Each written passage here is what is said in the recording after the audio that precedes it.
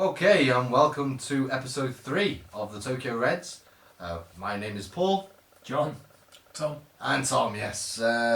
Today we're a lot more energised after last week's final. Let's forget about that for the time being. And basically today is going to be a season review. So we're going to look at the highs and lows of what has been a pretty dramatic season. But was the season a success? John? Yeah, it was. I'm going to say it was. We got to 2 finals and we've got a new manager that I think is going to take the club in the right direction. Okay, yeah, cool. Fair enough. Tom? I'm not going to go as far as John and say success, but it's a huge improvement. Okay. If Brendan stayed in charge, I don't think we would have got to the finals. I hate to say I think we would have finished lower in the league. Okay, really? Yeah. Okay, no, I would say I can't call it a success, to be honest, because for me, Liverpool is about finishing high in the league, challenging for titles, winning trophies. Yeah, we did get to 2 finals, and that's great. It is got to be commended, but we lost both of them, and that to me isn't a success. So it's difficult to say on that one. But I've enjoyed it. I enjoyed Klopp coming in. Yeah, that was huge. Maybe I was a bit fast to say success, but if you compare it to say last season, yeah, then we've improved. It's a big improvement, without a doubt. Yeah, I don't know. Maybe I'm just looking into the future too much rather than. Okay, no, I understand that. I do understand that. So obviously Rodgers got sacked. Tom, were you? Do you think the timing was right? Were you, obviously hindsight's a beautiful thing, but at the time, how did you feel when Rodgers did get the sack? At the time, I felt it was right. I wish Brendan all the best. Good luck at Chelsea, but I did feel it was right. Understandably, after the 2014 season, we wanted to give it another year. Well, obviously, it didn't go very well. At the start of the season, I thought, okay, let's see how it starts. But in all honesty, we were drawing too many matches. We didn't look creative, and I think it was the right time, and especially because Klopp was still available. Okay, fair enough. Yeah, John, again, don't bring hindsight into it. I think towards the end of his reign, he was just tactically inept. Yeah. He'd be changing different formations, and a phrase that will strike fear into any Liverpool fan's heart: Emre Can at centre back. Yeah. It was just. It just seemed like he was just out of ideas and nothing to do, and he didn't know what to do. That's how I felt as a fan. And if you look at the players at the end of the season prior, when it was Gerrard's last game, they were just clueless. Yeah. Like, what do we do? That was absolutely. Well, I'm not going to swear. I want to try and cool it on the swearing, but it's difficult though. It didn't go well. Yeah. And I think was it him who said 3 seasons? Give me 3 seasons. It was, yeah. He said, a lot of managers do say that, but for me, there was something. Just I think he lost. There wasn't like a mutiny in the dressing room, but he lost the dressing room. Do you know what I mean? There was no. It wasn't like Mourinho. No. But it was Chelsea. Where But it was. There was. You didn't feel the inspiration was there.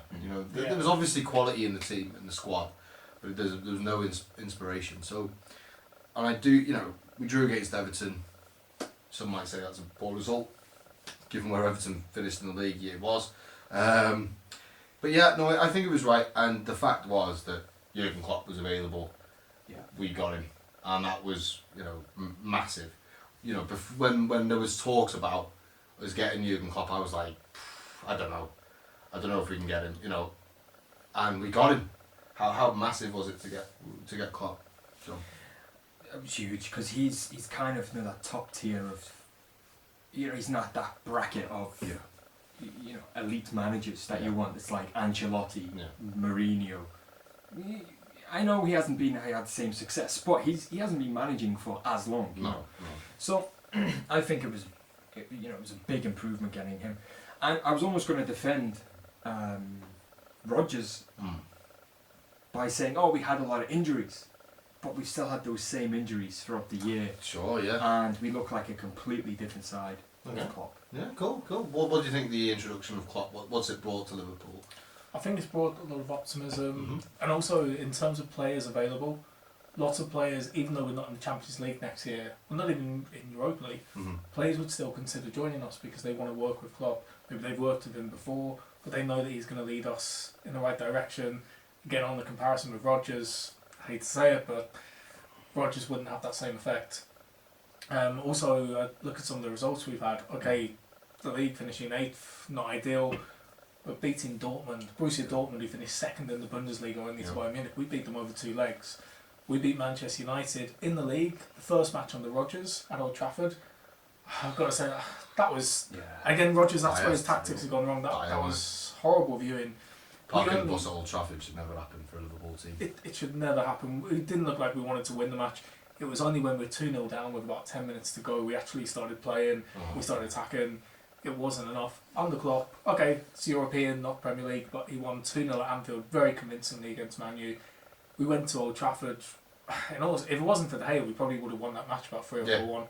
Definitely, no, I agree. I think one of the main things for me with Klopp is the atmosphere at Anfield is transformed now, and you know, there's been some absolutely cracking atmospheres there. Tom was lucky enough to be at the Dortmund game, which is just incredible. Yeah, it's almost like if you could bottle the atmosphere and put it in a person, that's who Klopp is. He does embody. You know, that gets said a lot. You know, he embodies the club, but Klopp really does. He's a good match, isn't he? He's a good match. And for me, like, another massive thing is the improvement on players. Oh yes. So many players have improved, which brings us up nicely to the next part. Which, okay, it's there's a really difficult question, I think. Who do you think has been the best player this season? Tom. Alright, wasn't expecting. Sorry. Thanks, Tom. You know what, I'm going to go out here. Maybe it's the same answer as you've had before, but Adam Lallana. Wow, okay, cool. His transformation, I've always liked Lallana, but at the start of the season he didn't look confident, he wasn't very strong on the ball. One, his confidence has improved, but his game as well. He looks like he's much more tactically aware when you watch him in matches now. And I think he's been played in the right position. Klopp just seems to have that connection with players. And yeah, I'd say for me, Lallana, not by a long shot. I think it's close. A lot of players are improved, but Adam Lallana, if you're just going to say one. Player of the season. Yeah, I would. Okay, I would fair enough. actually. Cool. Yeah, no, that's cool. That. Tom. Well, my heart says Torre, but my mind, I think that's my a fair mind shot. says. Mine for me probably James Milner.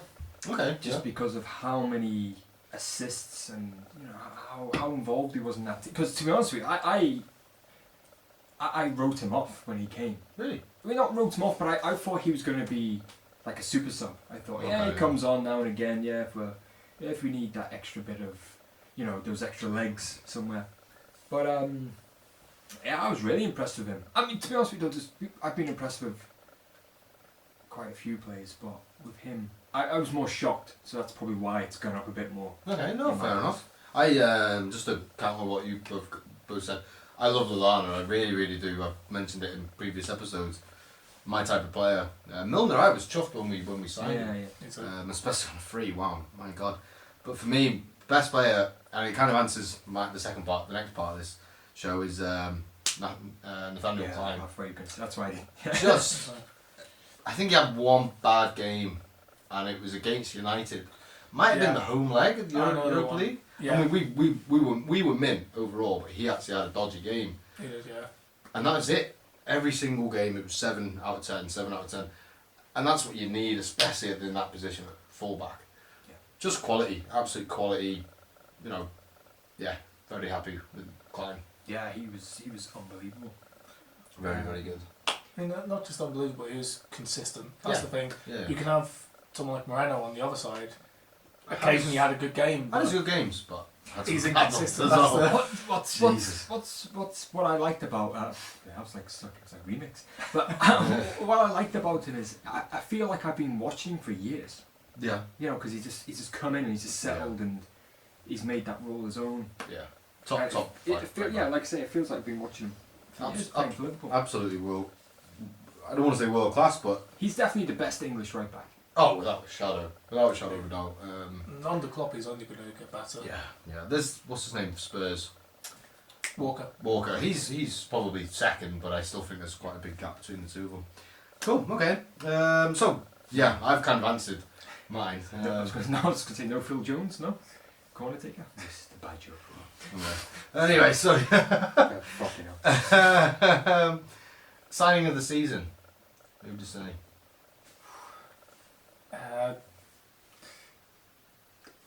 I was gonna say Rigi, but he wasn't actually signed this season. He was actually signed under Rodgers, but he felt like a new signing. Yeah. No. Yeah.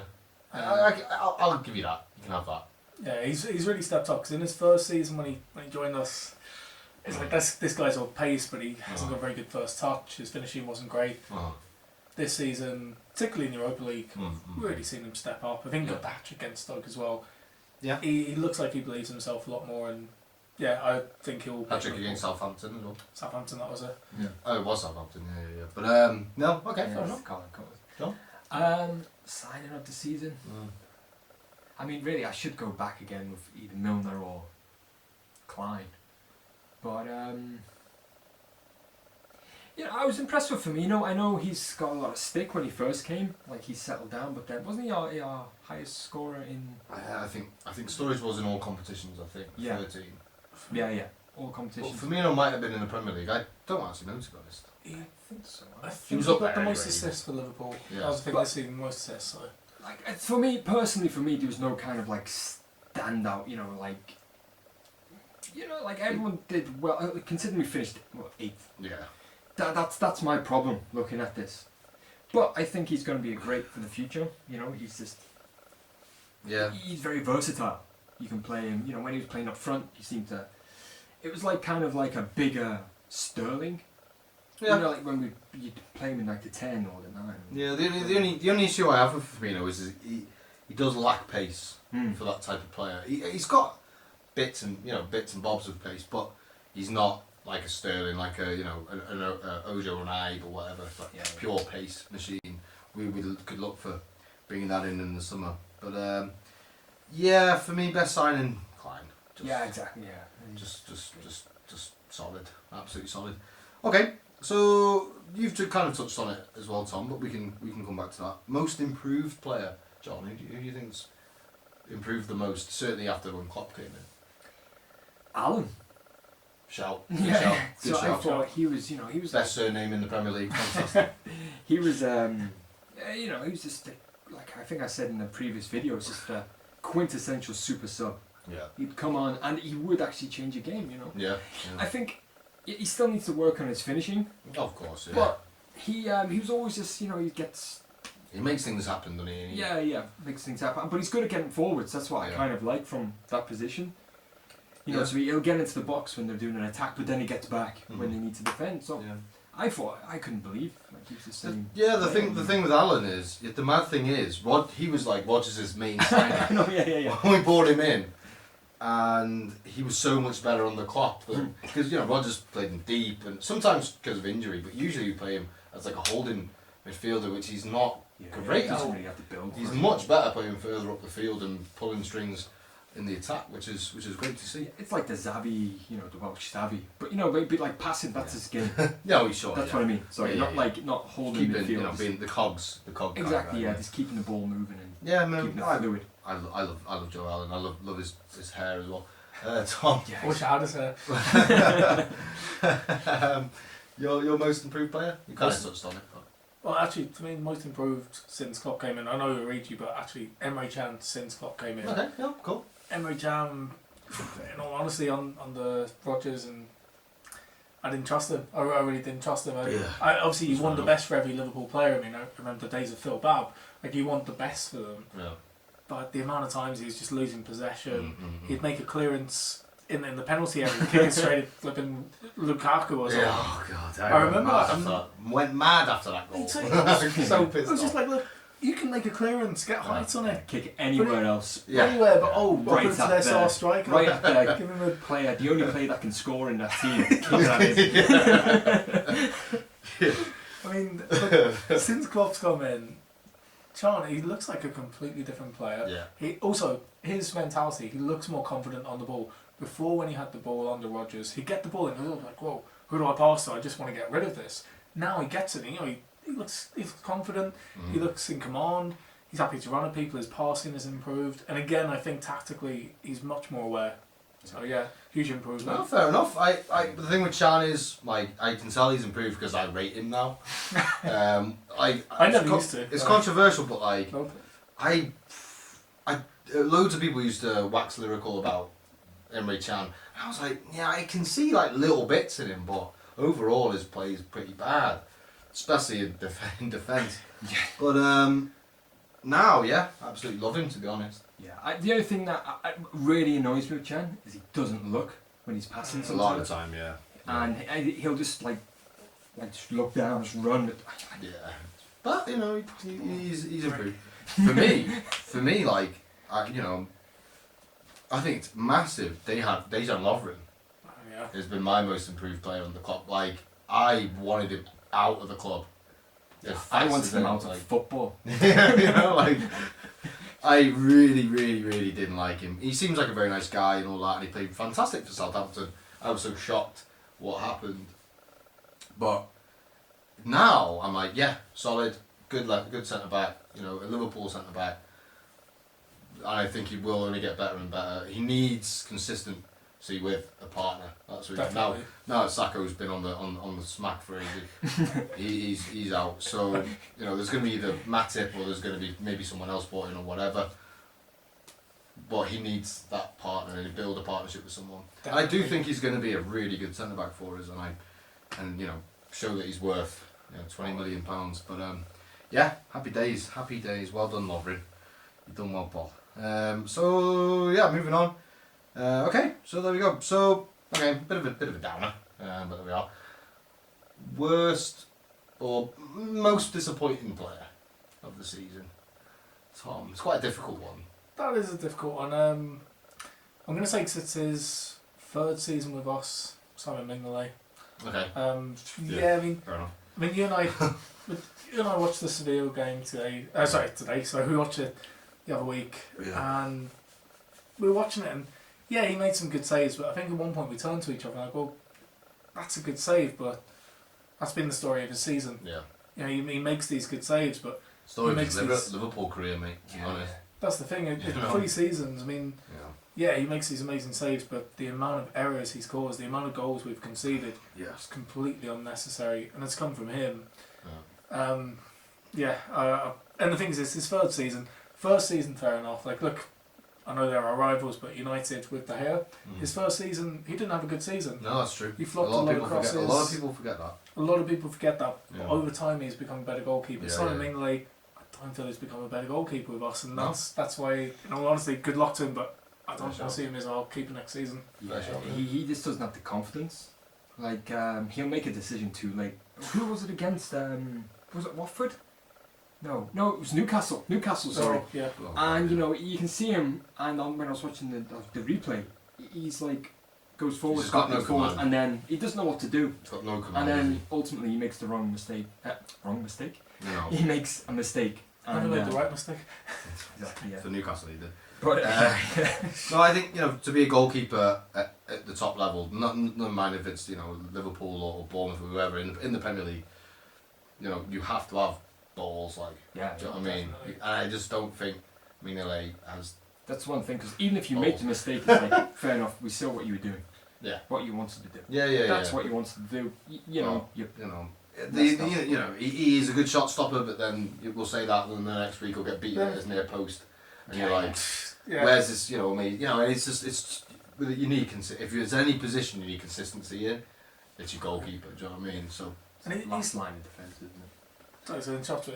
He's too indecisive as well. Yeah. Way too indecisive. I remember against Man United away, that one of Rodgers' last matches, he's in goal. We're at Old Trafford, and literally he goes to roll the ball to Milner. Mata is looking at him like, "Oh, you're going to roll it, aren't you?" And he can see Mata is close enough, but oh no, it's all right. He rolls it so close to Mata's. "Oh, you got my back to me. I'll be all right." Sorry, you got your back to me. I'll be all right. Mata's like, "Yeah, go on," and he does. He gets 1-on-1 and just. So thankfully they fluff the chance, but things like that just wind me up. You can't do that. Yeah. I mean, to be honest, like from our kind of generation, there's only Reina who's been like a proper mint. Yeah. Sound goalkeeper. Do you know what I mean? Definitely. Yeah, I mean, who else did we? Dudek obviously had his moments, you know, Istanbul. It was funny, yeah, but like I remember this. Up until that. Yeah. It's like after Istanbul, he made like 3 appearances the season after and conceded 12 goals. You know what I mean? That's like 4 goals a game. That's what I mean, mate. That's what I'm talking about. Then he went to Real Madrid, so. So, John, you're most disappointed? For me, I'm gonna say Skell. Yeah, it's a good shout. He's been on the demise for a while now, Yeah. but especially after that Southampton game. Yeah. Oh my god. That's painful. 2-0 up. And, you know, it was just Just a horror show, mate. Yeah, it was just calamity, you know. It Just just the all worst. fell apart. And But even last season, he wasn't. You could see he was kind of, his form was dipping a bit. And I think now that Sacco's come into form, maybe it's messed with his mind or something like that. I think, you know, this is not being, you know, Skirtle's been a very good player at times for Liverpool, and I got a lot of respect for him, and I think, you know, the thing he did for the 96 with the tattoos and that was really, really cool. And I like Martin Skirtle, but I do think, you know, somewhere like Turkey or somewhere like that next season wouldn't be a bad or a like bad Russia or something. back to Russia. But I do hope he does well wherever he goes, but I do think he won't be at Liverpool next season. Yeah. For me, to be honest, like Skirtle and Mignolet were probably top of my table, if I'm honest. If I have to pick someone else, Moreno was he had some good games. He did have some good games, but and he's great going forward. You know, I do admire his attacking power, but like he's so suspect in defence. Yeah. Do you know what I mean? He's a bit like. Do you remember when we had Risa there and like left back? Yeah, but Risa was better though. Yeah, That's the thing. Like, and for me, like Moreno, Liverpool have got the 2 shortest fullbacks in the Premier League. I'm pretty sure we have anyway. And like when it comes to corners, just put get your tallest man to run at our fullback, and you'll score like pretty much. And that's why we conceded so many, because our defence are tiny. Do you know what I mean? Like you've got Lovren's quite big, but Sacco's fairly small for a centre back, and then you've got these 2 little tiny fullbacks. Well, we've made up for that next season. Matip's like he's 9'6" huge, or something. He's pretty big. Like, pretty big. He is pretty big. So Moreno, like it's a bit harsh because he's a talented lad, no doubt about it. But he was Sevilla's best player in the final. Do you know what I mean? So he put his best ever Sevilla performance in a Liverpool shirt. So I don't want to just attach it to one game. That's unfair. But he has let us down quite a lot of times in defence. But to be honest, we go with Skirtle and Mignolet, to be honest. That's okay. But there we are. I like how no one mentioned Benteke. Shit, yeah. Yeah. I completely forgot about it. Exactly, and that's the story of his season. £32 million. He's got to win it, surely. Surely. He's got to go. He scored a beast goal against United, don't get me wrong, but didn't he get like 10 goals as well this season? he has scored some, but 32 million. But it's Liverpool wasting money on big strikers again, though. Yeah. There's been 4 now: Benteke, Balotelli, Ricky Lambert, and Andy Carroll. We've spent 16. What was it? 3 million for things. So that's 19. Say 20 million, plus 35. That's 55. Plus 32. That's 87 million we've spent on 4 massive strikers that hasn't benefited us whatsoever. So Liverpool, if you're watching, if you're not, don't buy a massive striker. Buy a fast, speedy striker with skills like Suarez, like Sturridge, those kinds of players. Origi, they can do a job like that. Please, thank what you. What you want to do is get one of those charts, like when you go on a roller coaster. It's like you must be this high to play for Liverpool. Under this height. Under this height to play for Liverpool. And be good at football. The last one that was all right was Crouch. That was the last one. Yeah. Jesus Christ. Anyway, so moving on. So overall season, it's been up and down. We've had some good nights. We've had some bad ones too.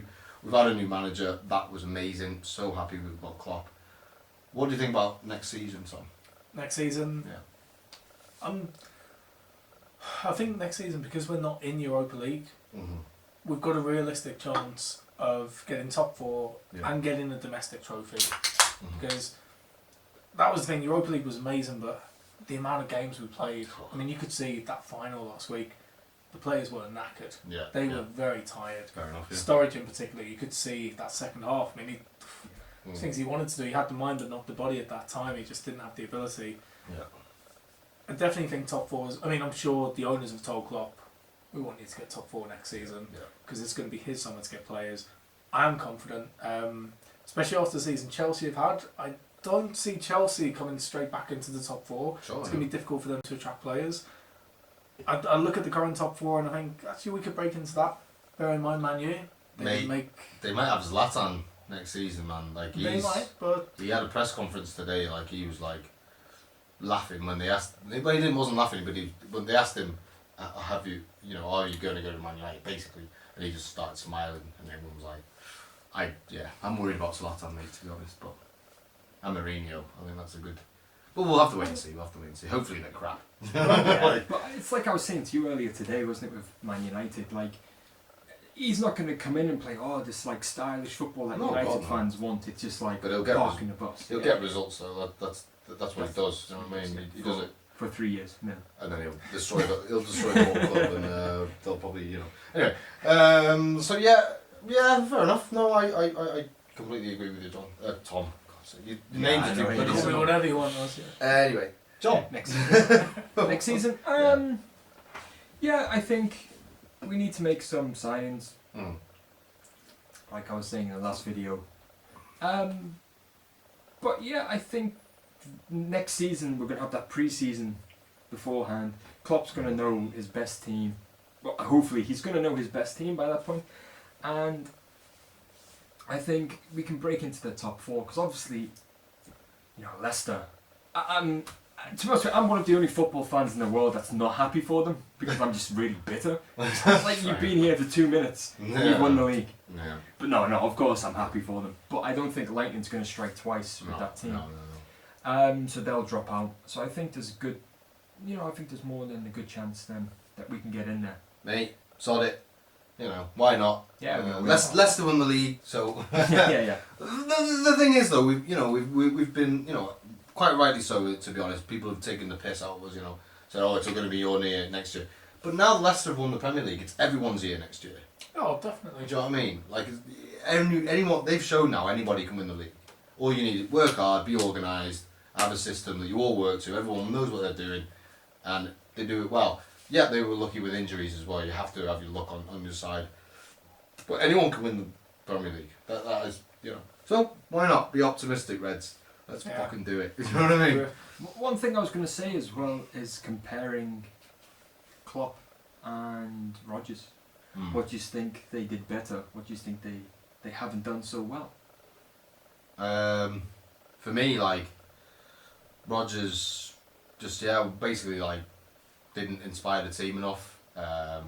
Relied on formations rather than instead of putting the players in the best position, he would come up with a formation and then try and fit the players in. Whereas Klopp is the complete opposite of that, and that's the way you should manage a football team, basically. I'd probably second that, and like you say, in terms of inspiring the players as well, actually getting behind them, giving them belief. Also the tactics, I love the tactics that he's playing, the whole Gegen pressing. I love to watch that. I really love to watch teams, not just at Anfield, but when we go away from home and we put teams under pressure, we say, we want to get the ball back. We're not just going to sit back and let you have possession. I love to see that. Yeah, it is mad when you're I get so excited now just from a player running at another player. Me too. That's what I'd say though. But it looks, it sounds crazy, but it looks like that's how it should always be. Yeah. It should always be like that. You know what I mean? And it's mad thinking how long it's been since not many teams are like that. And you think, why in the hell not? When the players are just giving everything that they've got. Especially seeing so many because you'll see 3 players running at him. You're like, he's got nowhere to go. Hang on a minute, shouldn't we be doing that anyway? Yeah, exactly. One guy leaving his.